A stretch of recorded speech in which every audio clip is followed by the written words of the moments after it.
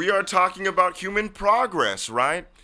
From now, we have been writing the story of progress with our hands tied.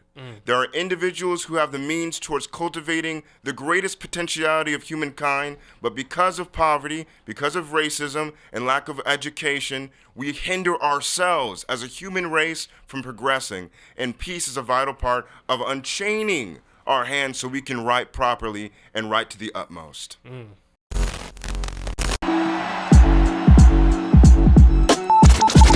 Yo, what up, It's your boy Rubino. And this DJ in the building. And you listening to the UpNUp Podcast. Yeah. Wait, what are we doing? I don't know, just listen.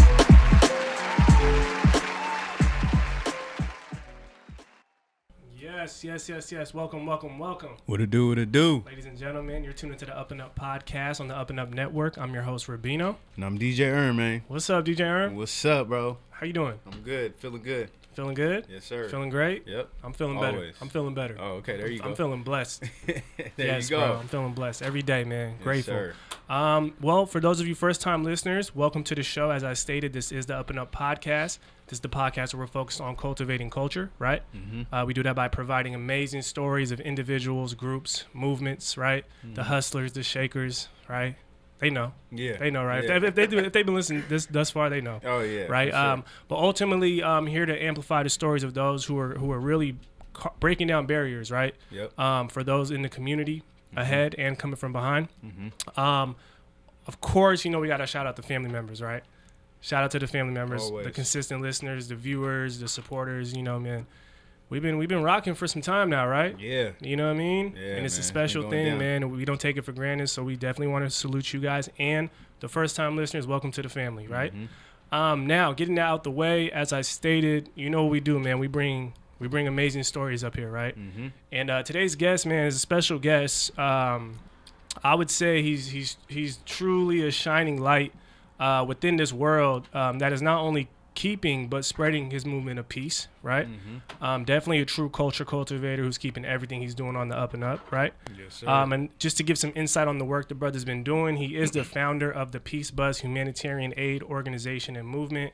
To go a little deeper, the Peace Bus was actually conceptualized and created from the desire to create a space to ignite solidarity through communities. They're campaigning and advocating for peace both nationally and internationally.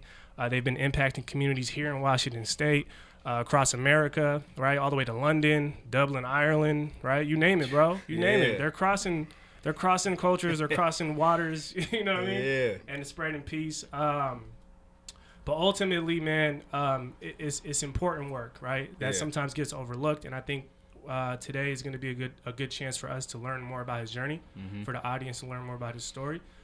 So with that said, man, let's just get straight to it. Our guest is none other than the man who's always pushing P, and that P is peace. You like what I did there? They say they pushing P, man. Well, we pushing peace today, bro. Our guest is none other than Kwabi Forson. Can we get a round of applause? Yeah. Wow. Give it up, man. How you doing, bro? Okay, yo, hold up. So that was one of the best intros I've had ever, man. I've been watching the podcast for a while. I just want to say first and foremost, bro, you're like Morpheus. You do your research super deep, bro. Props to you. Props to you, man. And it's just a blessing and an honor to be with both of you guys here. DJ Rubino, man, this is amazing. Man, I appreciate you, bro. We appreciate you, man. We appreciate you, For man. sure, You call me Morpheus. That's dope. That's dope, man. Well, let's take it to the Matrix then, man. Yeah. First step of the Matrix is we do have a quote of the day, which is in every show we start the show with a quote of the day. So let's get into that Matrix real quick. Yeah, for sure. So the quote of the day today is: "Peace cannot be kept by force. It can only be achieved by understanding." Ooh. I like that one. Deep. Who said that? Einstein. Einstein. Yeah. Good old The Albert. man himself. The Good man old himself. Albert. Good old Albert. We call him Al, you know what I'm saying? Understanding. I like that because never in the history of humankind has one person been upset at another for listening to them. Understanding is the cornerstone for cultivating peace. So for that gentleman to understand that, I mean, obviously he was one of the smartest people who ever lived. But it's something simple, understanding. We take that for granted. We don't talk enough. We don't listen enough. So it's really good stuff. Yes, sir. I like Yes, that, sir. bro. I like that. Can you run that quote back? Yeah, I got you. So the So- quote is, "Peace cannot be kept by force. It could only be achieved by understanding." That's real, bro. That's real. I think, yeah, that's real. Understanding comes when it's supposed to come, Yeah. and you got to be open to it. And yeah, even going to your website, I know you touch on understanding too. So I Right. was like, that's definitely something that you would understand. Right, for sure. Yeah, for sure. That was a little double entendre. Yeah, Most okay. definitely, man. I mean, There's layers to it. yeah, without understanding, I mean, how can we work to come together? Amalgamation, right? Yeah. How can that be possible if we have individuals whose ears aren't open and their eyes are closed? And everyone says peace. It's nothing new, man. It's nothing new under the sun. Yeah. Everyone's like, peace. You can go to a Target. You can go to any sort of store and you can see a shirt with a peace sign on it. Everyone throws up peace, right? But how many people... Oh, I don't want to hit the table too loud. You're good. But how many people who throw up the peace sign are actually practicing it? Yeah. If everyone who threw up the peace sign practiced it, hey, we'd live in a better world. Oh yeah, for sure. That's real, man. That's right, man. Well, since we're on the topic of peace, and obviously, I think people will see your movement, coined as the Peace Bus. But if you could, bro, I guess in your own words and from your own perspective, kind of share what the mission behind the Peace Bus movement is and what you guys are aiming to accomplish. If you Right. could. DJ Erm, Rubino, Yeah. Coca-Cola. Why do we know about Coca-Cola? We know about Coca-Cola because it's literally everywhere. It's campaigned for. You see it on the TV, you see it in the magazine, you see it on social media, and we love it, right? We drink it all the time. Yep. It tastes good, at least. Maybe it's not good for you, but it tastes good. Yeah. We know about it because it's in our mind's eye, because it's campaigned and it's advertised. The concept of the Peace Bus is one of them is to campaign for peace as if it's a product, right? Why can't we talk about peace, love, and togetherness as if we're consuming, which we should be? Yeah. We should be. So that's one thing. But it's not only enough to campaign for peace, right? I don't even consider myself an activist, right, in the aspect of promoting peace. Activism, yes, there's a lot of talk, which is great. We need talking in order to raise awareness, right? Yeah.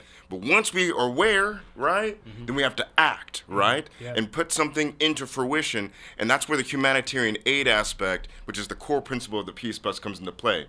So it's giving, the art of giving, and having that be the action of peace. And then lastly, it's just educating. I'm learning every day. I'm not the end-all, be-all when it comes to peace, man. Yeah, no, for sure. Right. Yeah, we're all supposed to learn, right? And I think it does take action to learn, though. It takes Right. action to learn. You Right. know what I mean? You got to show up. You got to pull up to get the understanding and the 100%. knowledge, man. So, yeah. Thank you for sharing that. Yeah, man. I think you painted a picture and you broke it down. Like, it is a science and there is an art to it. For sure. And even beyond that, okay, we've been talking about educating each other on peace, right? Yeah. I've traveled. You talked about me being in Dublin, Ireland, and London. Again, Morpheus doing the research, right? Morpheus doing the research. Come on, man. Matrix. So with that, man, like after asking the question, I've gone around the world asking the question, what does peace mean to you? Yeah. Hundreds of people. And through that field work, I've come to the overall consensus of three things, gentlemen, three things. One being interpersonal peace, right? How can we love and show respect towards our fellow human being? How can we walk this earth and be nonviolent and engage with others nonviolently and loving, right? Then there's inner peace. Of course, we're very versed with this, whether that's a sense of understanding of self, religion, or way of life, your walk of life. These are sort of the aspects of inner peace. And then there's diplomatic peace. How is Russia faring with India, the United States, with, Canada, things like There's that. layers to it. Right. There's Yeah. layers to it. No, that's For real. sure. So before we keep going deep into this, I kind of want to take it back and talk about like your upbringing, where you grew up. Okay. If you could touch on that. Yeah, man. I grew up in University Place, Washington. Hey. I grew up upper middle class. My dad was a doctor. My mom was a psychologist, but she was a school teacher, a school counselor. And yeah, life was pretty good. Childhood was great. Okay. So at the house, things were great. My mom did a really good job of educating me on who I was, my sense of self, right? Yeah. I'm an African American. What does that mean, right? What does that really mean to be African American? The depiction of what I perceived to be an African American was quite astute, right? We're seeing individuals like Martin Luther King, Malcolm X, Marcus Garvey, Bayard Rustin, these individuals who paved the way. This was my indication of what it meant to be successful.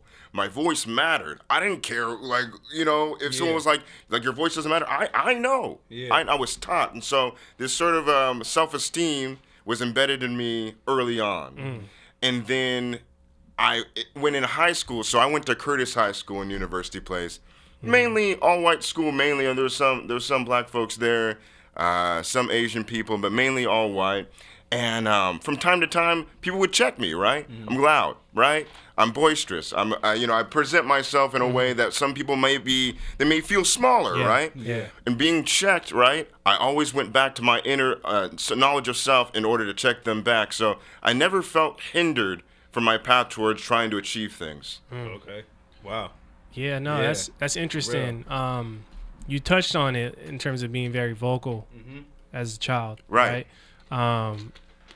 I'm curious, like, how did that fare for you as you were growing up? Like, did it get you, you know, was it an advantage? Was it a disadvantage? Right. Like, how would you describe that? Because I mean, me myself, like, I was, you know, teachers couldn't get me to shut up, but right. you know, I think it paid off, you know. Right. Well, yes, it does pay off to a degree. There's two different things. Like I would say that there's those who are loud just for the sake of being loud, and calamity, just saying stuff, whatever's on the mind, not really paying attention to what they're saying or thinking before they speak. And then there's a difference between saying something when it needs to be said and not being apologetic about it. One of my greatest role models of all time is Muhammad Ali. I grew up idolizing this man, and he was just himself. No matter what room he was in, what space he was in, he was unapologetically himself. And I think as for people who have been disenfranchised, whatever group that may be, it's vital that we be ourselves and not let something else or someone else interject and change us. Wow. No, that's real, and we this is like a common it's like a common theme with a lot of guests when we ask them about their upbringing and how it's playing a role in today, in the present day, and it usually does, right? So that's important, man. I was just like watching this Kanye doc earlier. And, how was that? Yeah. Oh, it's amazing. Really? I gotta check it out. Super you're gonna love it, bro. It's super inspirational. But there's a song where he's talking about we're still the kids we used to be. There's a song where he talks about that, and I'm like, man, we really are. You know what I mean? We'll always be those kids. Right. You know what I mean? You gotta keep them alive. Right. You just gotta do. Morpheus is here, baby. Oh, man. Now, I do want to get into, you know, normally when we have guests up here, people are always interested in, like, what are they successful at, right? And what are they doing? What is their field and all that good stuff, right? But there's a journey to get to that point, right? To where you feel settled in your field. And for you, back to the Morpheus thing, right? Like I did do some research, man, and you know, what you find out? Nah, man, you spoke about how there was a pivotal point where you were inspired by a book that you read, or I should say, an article that you read by someone named Brian Haw, right? And he was an anti-war activist, and that kind of sparked a certain perspective for you to help you kind of lead you into what you're doing now. Can you speak on that a little bit? Right. Brian Haw's the GOAT. Anyone listening to this right now, you need to check out and type in on Google Brian, H-A-W, Brian Haw. This guy's phenomenal. Basically, he was a peace campaigner from London, England, and he camped outside of Parliament Square where they do all their litigation or whatnot for 11 years campaigning for peace. He had this peace campaign out there, a camp, and he would just talk about what we need to do in order to come together. His whole thing was humanizing, right? We're all equal based off our humanity. And the thing about it was, he was a normal guy. He wasn't a politician. He wasn't someone who was very affluent or anything. Didn't have so much of a weight to his name. But he made the best of it and made a stand, and he stuck with it. Consistency, you guys. Consistency. So this guy, Brian, he camped outside for 11 years. And I was like, this guy is amazing, right? So I was like, the least I can do is maybe I could start campaigning a little bit. You know, take some time on the weekends, and I could go to my local park, talk to people about peace. That's really how it started with this whole campaigning stuff. I went out to Wright Park in Tacoma. If you guys are familiar with the Tacoma area, Wright Park is like in the center of everything. Okay. And I made these posters, right? One said love, peace, and justice for all. The other one said war is not the answer, say no to violence. I went out to the park, and I sat down there with a table with my radio playing some classical music. I thought I would feed the atmosphere. And people would come up to me and they're like, "Hey, so what do you do? What are you selling?" And I was like, "Oh, I'm not really selling anything. I'm just want to talk to you about what peace means." And at first they were off-put, like, "Are you religious? Like, what is this?" And I was like, "It's not a religious table, bro. We're just talking about peace." Yeah. And then eventually they would start talking about it. Then they would bring their kids and then their family members. And after a while, it became like this sort of a part of the park. Yeah. They would expect me on Saturdays to be there in the morning, right? Oh, wow. So I did this for a while, and then I was attacked in the park. Yeah, someone who is severely mentally ill. Something about me, it jarred something in their brain that maybe they're going through some sort of psychosis. And they ran up on me, and they had my posters. They tried smashing them, and they had my table, and they started trying to mess with it. And I didn't present myself abrasively. I didn't like clench my fist and post up or anything like that. Yeah. I just let him do what he was gonna do. And something in his mind, I'm sure of it, was like, if I hit this dude, be pretty messed up. He's out here doing this peace thing, and it just wouldn't be good. Yeah. So he ran off. Long story short, when I went back to the park to do my regular campaigning, I was rattled. I was like, is this dude gonna come out the cuts, try to fight me? Yeah. So it was a bad incident, but it was good in that it compelled me to travel. And instead of staying at the park on Saturdays, I go to different parts of Tacoma. Yeah. And I would talk to people about peace. Then I went to Seattle. Then I went to Vancouver, BC. Then I went to San Francisco, Portland. Yeah. And then I went to Europe and did the same thing, talking to people about what peace meant. Wow. And I brought that up because it's super impactful about how sometimes coming across the right book, right? Right. Or the right influential figure, or just hearing the right person's story, can trigger something, right? To put you in that on your path, in a sense, you know what I mean? Yeah. And I think that's important. But I am curious about, at that time, where were you at in life at that time? Because obviously, everybody has passions, but then, we also have quote unquote the real world. I got bills. Yeah. So how did you balance that? Like, what was that like for you? Well, yeah, I was in grad school at the time. I was in grad school in business school, right? And I was just completely like, what am I doing here? What am I like? I know I'm here for school. Yeah. Basically, I went to school because all my family members, they either have a doctorate or a master's degree. Yeah. So my parents were like, you need to get something. And my brother had already gotten a master's in education. And here I am, the black sheep of the family, just kind of not going in that route, which I was kind of fine with. But, I decided I would just do it anyway. So I went into business, thinking that, business kind of vague, right? Yeah. Probably enjoy it. At first, I didn't. I was surrounded by individuals who were completely concerned on how they're going to make money. I get it. Money is the way in which we can cultivate creativity. I get it. Yeah. But to be solely involved on numbers, it was distasteful. Yeah. And so I was feeling like maybe I might drop out. Like, am I going to continue on with this? And so I did something we don't often do in our current day and age, us young folks, and that's reaching out to an elder in the community for guidance. I don't know what made me do it, but I thought that was the answer. So I reached out to an old academic advisor of mine. His name is Peter Baccio. Dr. Peter Baccio, if you're ever watching this, man, you're the GOAT. You're the GOAT. Shout out to Peter, man. Shout out to Peter. Peter. He's like, I don't know, he's like 80-something now. He's real old. So I met with him at his office at the Evergreen State College Tacoma campus. I met with him, and I was like, Dr. Baccio, I'm struggling, man. I don't know where I go from here. I'm in grad school doing what I'm supposed to do, but I'm feeling unfulfilled. And he said, Kwabi, you could be lots of things in life. You're a great, capable young man, but you need to stop asking yourself, what do you want to be? And start asking yourself, who do you want to be? And it was like, Wow. what? I never thought of that. Yeah. So he advised me to take some time, a weekend maybe, get by myself. That's deep. And think about, who do I want to be? What are the principles I want to embody as a human being? What are the ethics that I want to exude? Like, what does that look like?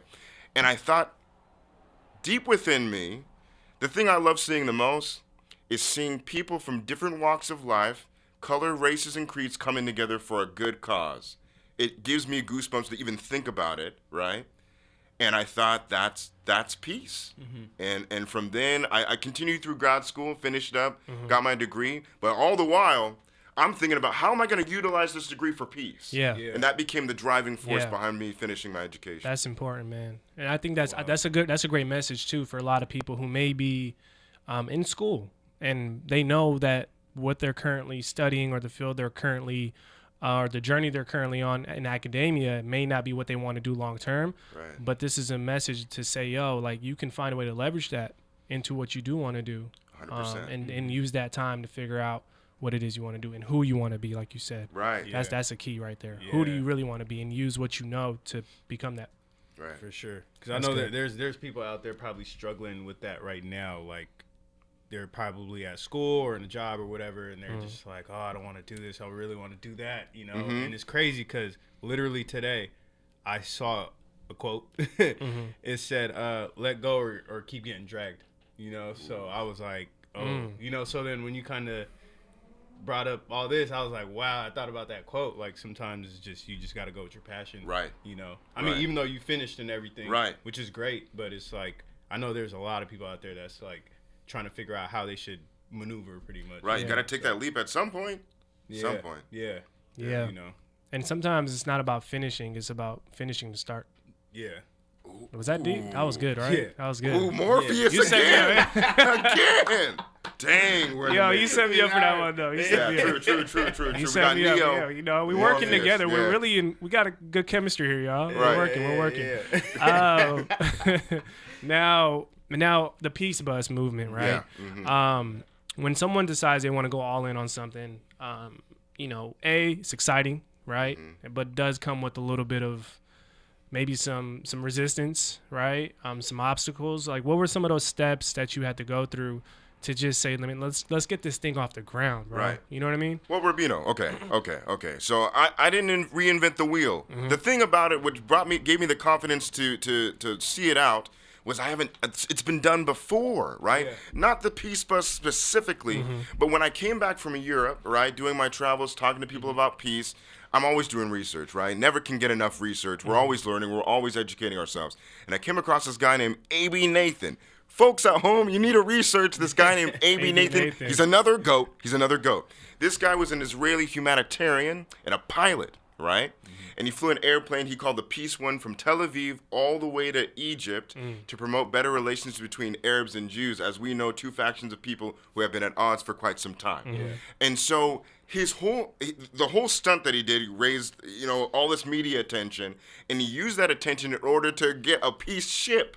Right? It's so crazy. So he sailed this peace ship in the Mediterranean Sea. It didn't belong to any country or whatnot. And it was a radio station, similar, you know, like a podcast, but a radio station completely dedicated to good music and bringing people on to discuss how we're going to come together. And I was like, this guy's amazing. I want to be a peace pilot. So when I was in grad school, I started taking flight lessons, right? Granted, I was poor. Grad school students don't have a lot of money. And I used whatever I had in order to take lessons, but it cleaned me out. I didn't have enough money to finish, so I stopped that. But in the essence of continuing, right, and perseverance, I thought, I don't have a pilot's license, but I do have a driver's license. And so I was like, I'm going to get a peace bus. And I I was all online looking for a bus that I needed. I knew I wanted it be vintage, right? So people would see it and be like, that's a weird car. Like, what is that? You know, that's not normal, right? I ain't seen that before. Right. And that's sort of the aspect of campaigning as well, right? And so I came across this guy named Jason in Vashon Island in Tacoma, this little island off of Tacoma. And I told him I wanted to have a vehicle dedicated to peace.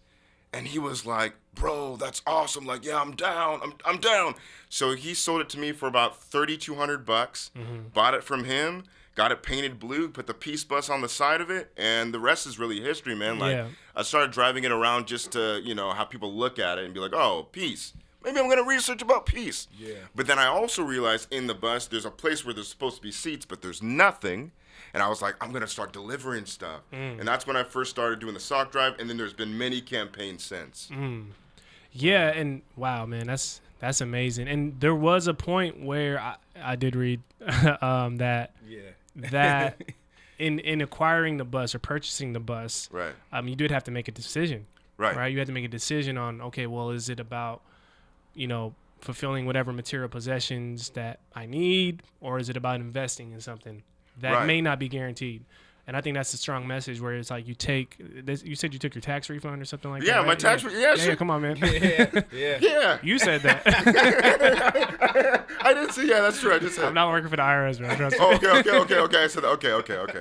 Yeah. But no, it's a message, man. It's powerful that you were in a moment where there was some uncertainty, and you were like, man, let me just bank on me. Right. Let me invest in myself. So that's powerful, bro. Right. I think what also helps, and peace is unlike anything other, because we are talking about the most important subject in all of humankind. In all of human history, peace, in my estimation, is the most important thing. So whatever I can do in order to get people listening, to get their ears open on the aspect of how we're going to come together as a world, we are talking about the fulfillment of human progress to the utmost. So it's like, okay, I buy a car. Yeah. If I had more money, bro, we would be getting huge ships. Yeah. What we need to do is raise awareness, right? And then act on it. Yeah. And I wanted to talk about, as far as like, these new movements that have come up recently for social change, and then where do we go further? Yeah. And I think when you're doing something that's bigger than yourself, those decisions are super easy to make. Right. Yeah. That's what I'm getting from this. I like how you made it tangible.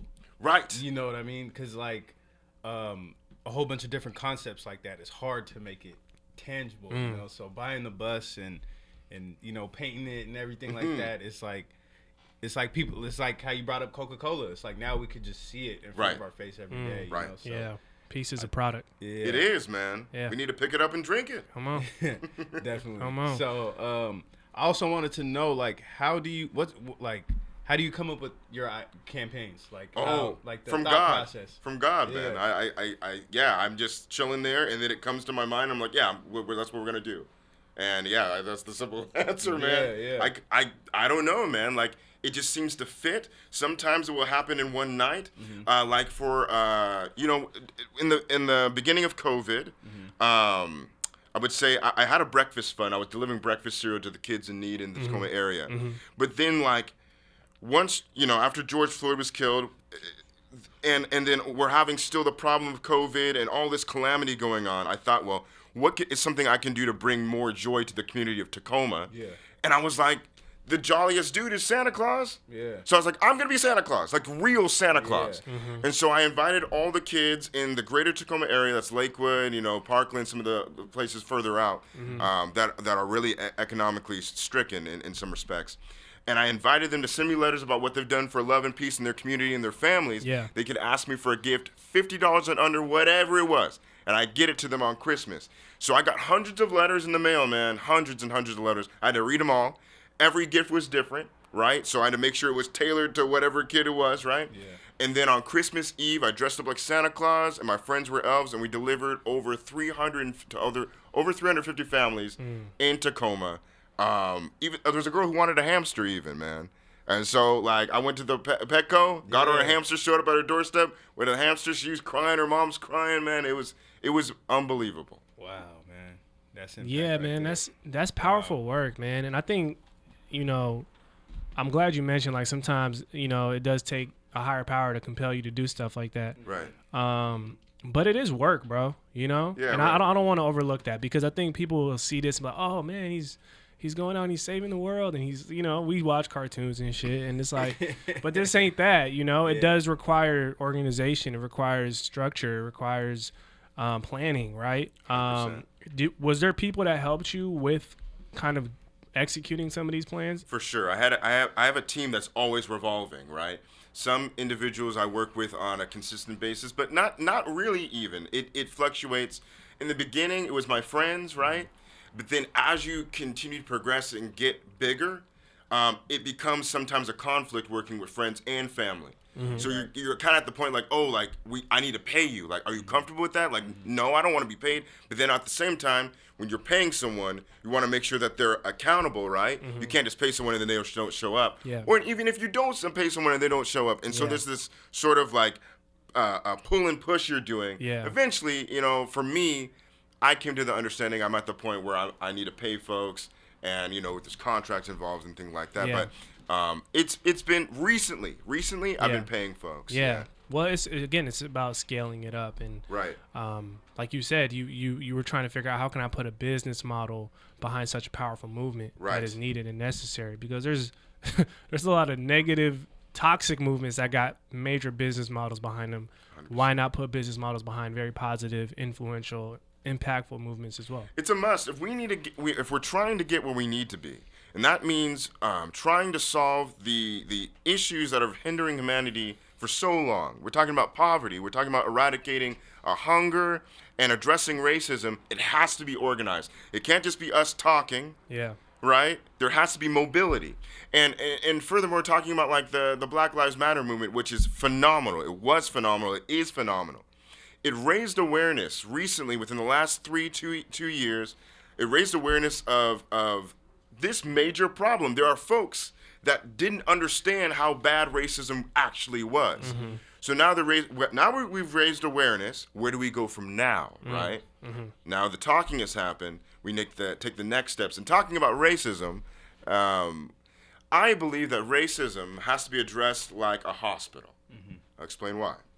A hospital, the man whose leg is cut off is seen before the man whose finger's cut off. The woman who has cancer is seen before the woman who has the common cold. There are tiers to racism that affect people differently.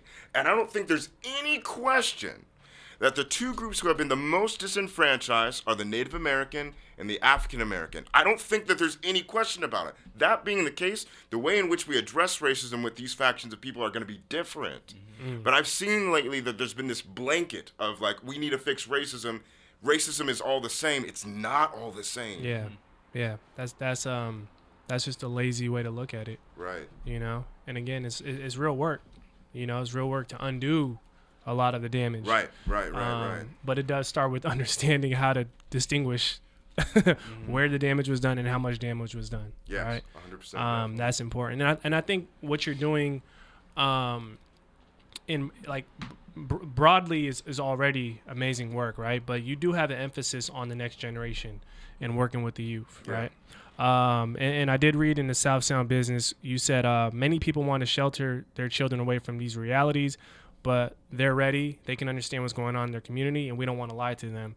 Can you kind of expound on that in terms of what you really mean? Because I get it, but what have you seen from the work you're doing? Yeah. Well, you get like a 5-year-old kid who doesn't understand the concept of racism because they don't think that way, right? Mm-hmm. They're born, they don't see color really. Mm-hmm. They're little kids. But once you hit I'd say maybe like late elementary school, early middle school, they're faced with it. Now that they're faced with it, are they privy to how they're going to deal with it? Healthy, right? Proactively, where they're helping to make sure that they're not hurting other people with the words that they're saying, right? Yeah.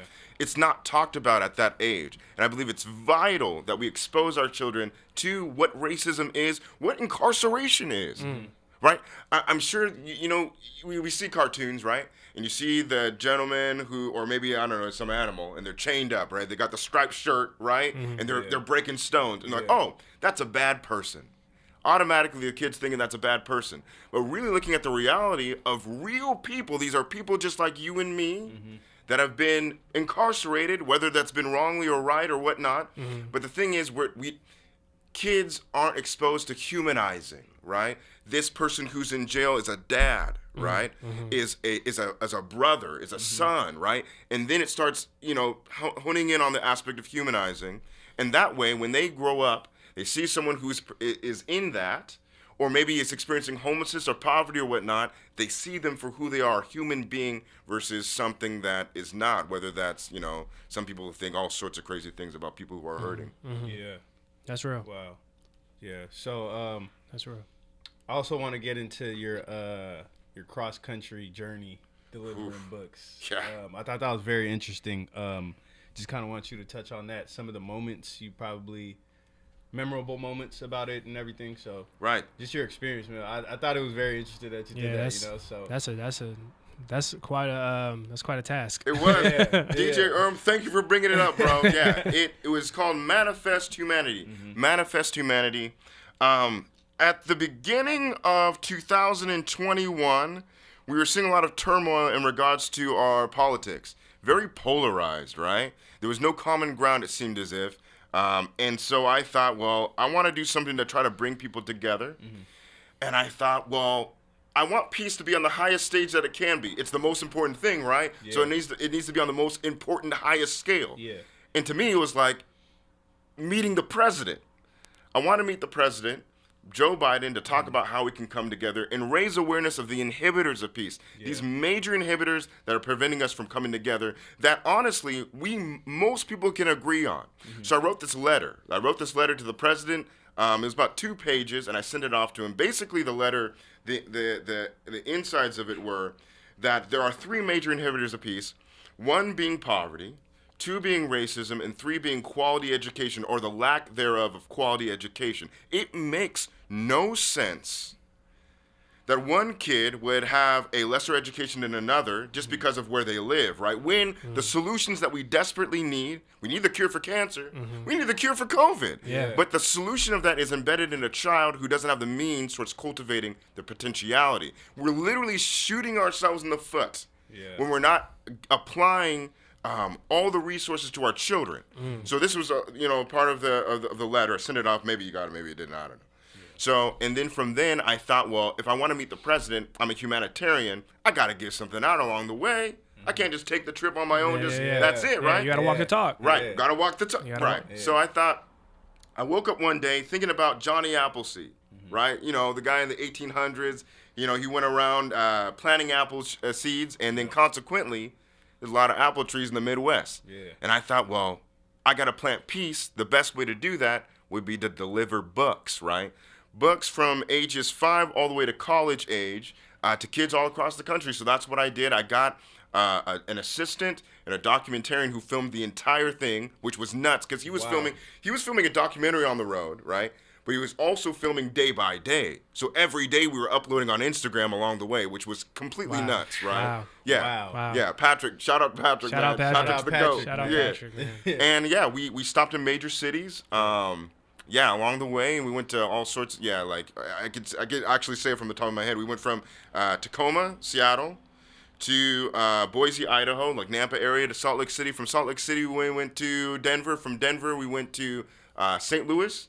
St. Louis to Louisville, Kentucky, to Detroit, to Pittsburgh, to New York, New York, then to Philadelphia, then to D.C. Wow. Yeah. All in the peace bus. All in the peace bus. Well, okay, to be fair, okay. We had an auto transport and then a really nice new truck. Okay. And then when we would get to the city, we'd unhitch the peace bus and drive it around. Okay. And it made it all the way to Queens. It broke down in Queens. Hey man, at least it was there. At least it was right, there, man. right. Peace Bus made an appearance. Yeah, So. and people can find this documentary on your. Yeah. Or is it released yet? Or no, okay. So the day by day can be found on Instagram, right? You just go down and scroll a little bit, you'll see it, right? It's like labeled day 1, 2, 3, 4, Got it. right now. And the documentary will be out this summer, and I'm gonna showcase it in local theaters here in Seattle and Tacoma, and there's one in Bellingham. Okay. That's interested in it as well. Oh yeah, I'm excited for definitely. that. I'm on the lookout for that, man. I mean, I commend you for that, man, because you were like, the president needs to hear this. I'm gonna go pull it on the president. Right, You know what I mean? It was like, I'm not gonna tag him on Twitter. I'm gonna go to his front door. We talk about it all the time. It's like the imposter syndrome. It's like, oh man, maybe that's a little too.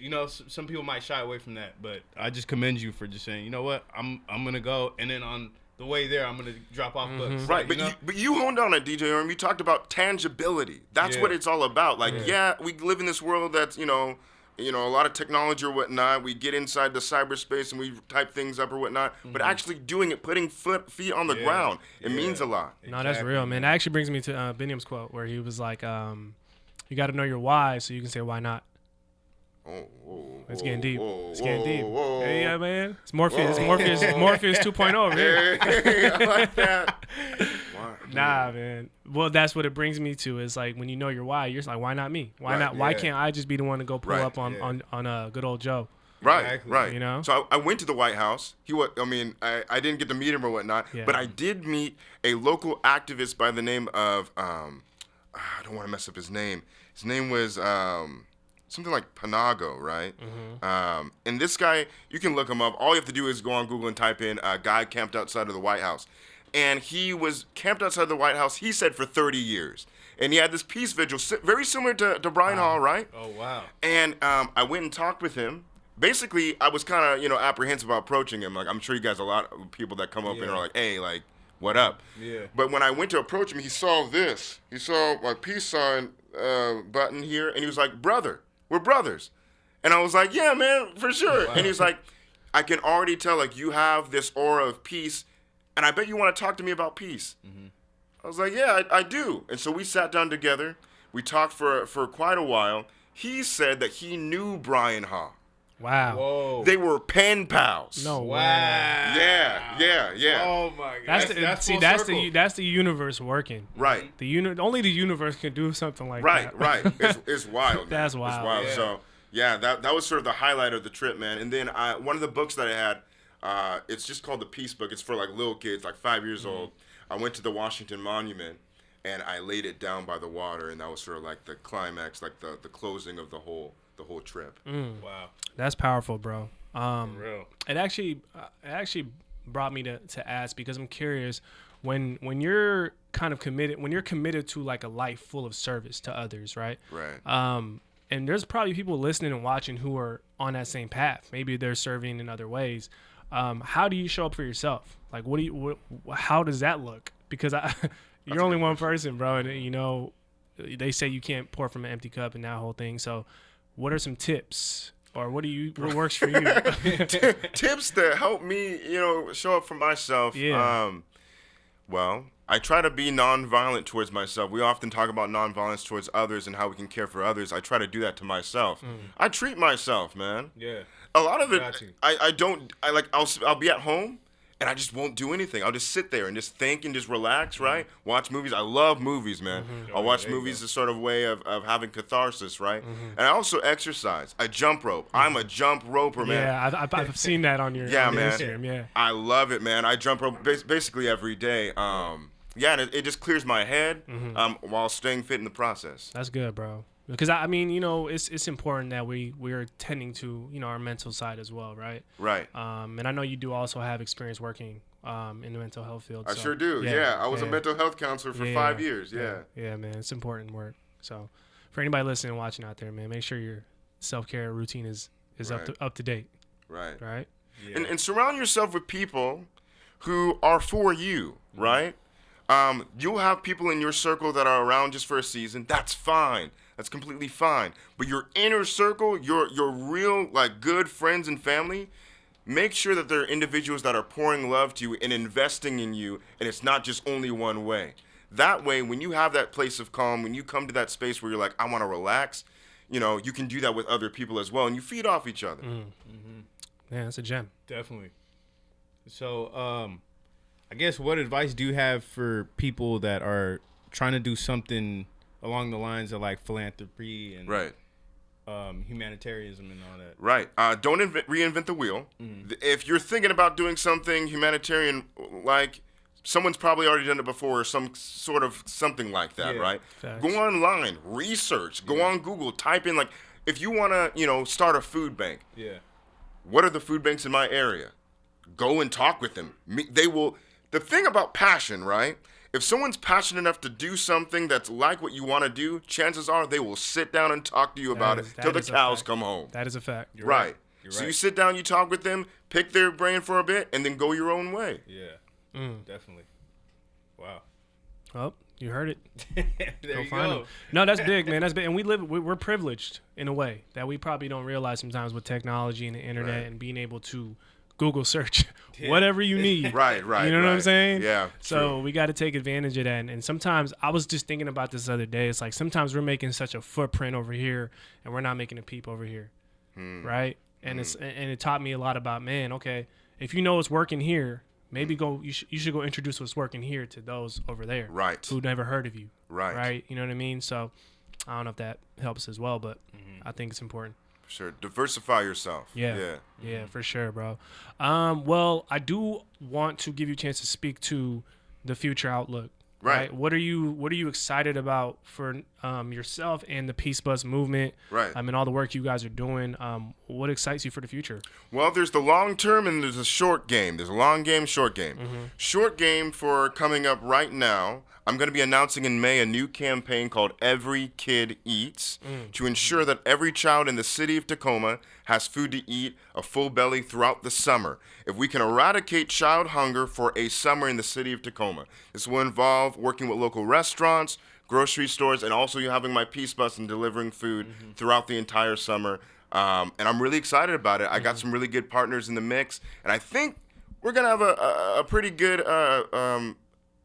good sort of take on it. I think we can actually get some work done. And so that's the new campaign that's going to happen. Excited. Long game. I'm currently in flight school right now. And I will be in the sky by 2025 to indulge in the greatest flight in human history, the Peace Plane.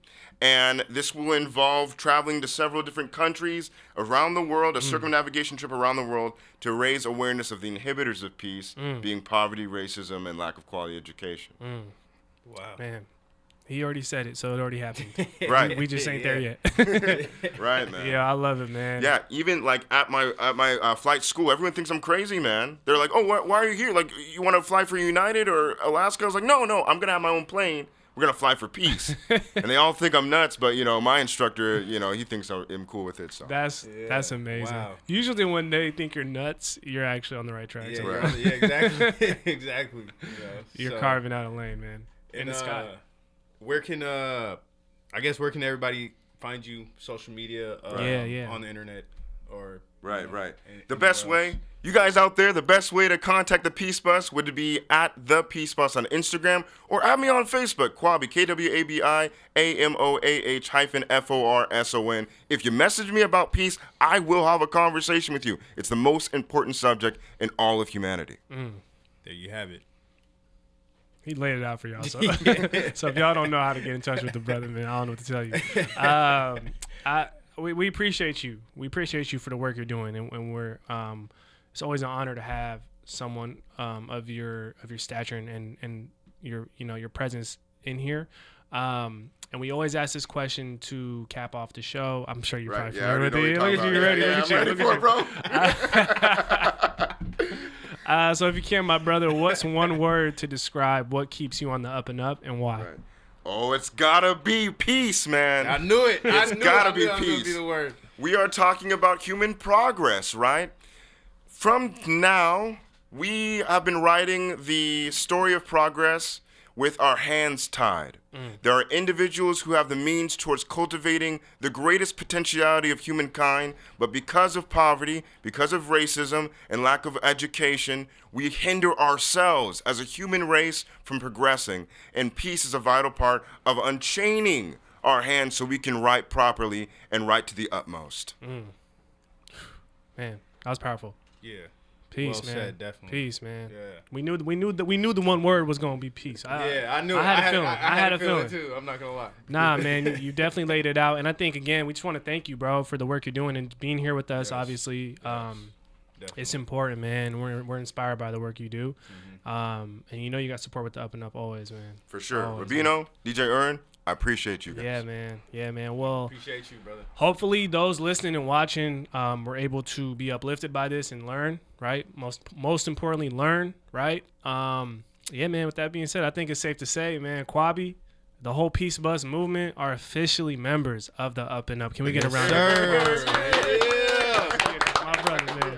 Appreciate you, bro. Most definitely. Thank you. Most definitely. Yeah, man. Cool, man.